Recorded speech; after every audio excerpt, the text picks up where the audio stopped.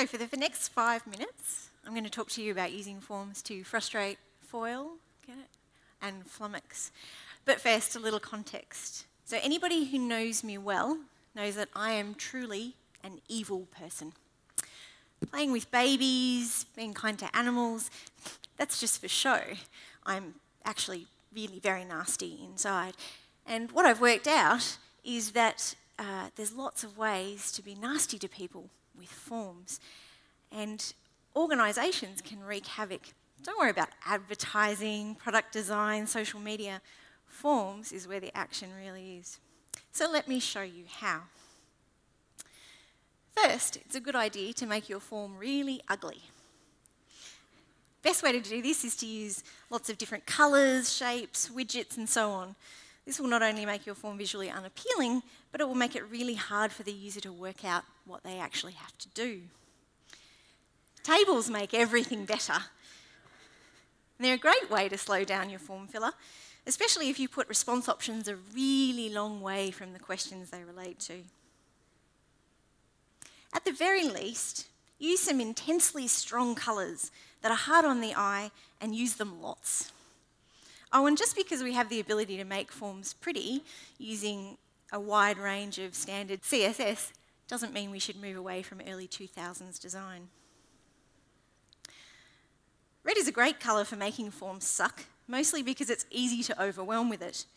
Use lots of red, oh, and be sure to shout with all caps to really make your form filler feel abused. Another way to use red is to make it look like the user has done something wrong when they actually haven't. Here we'll be leveraging the fact that red has become a de facto standard, in Western cultures at least, for indicating an error. You can also make it really easy for people to make errors by using some strange and subtle way to indicate mandatory fields. So ditch the red asterisks and go for bold labels. One other neat way to catch people out is to include a reset button, even if you can't think of any plausible reason why people would want to use it. To really cause havoc, put it right where the submit button would normally be and make it look just the same.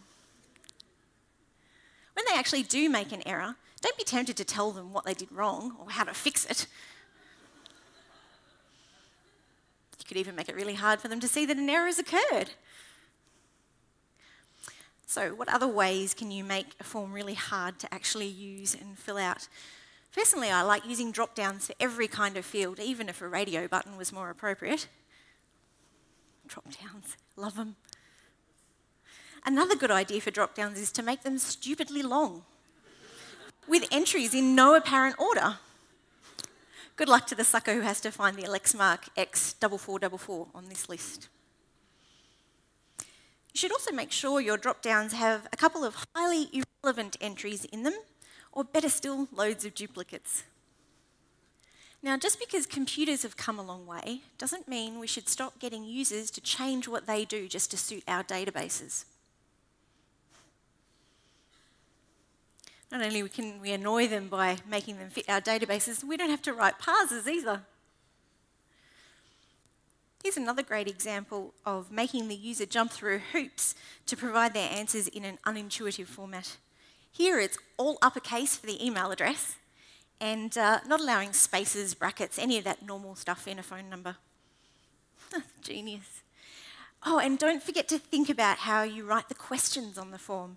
Ideally, they should include as many different concepts as possible with some jargon thrown in for good measure.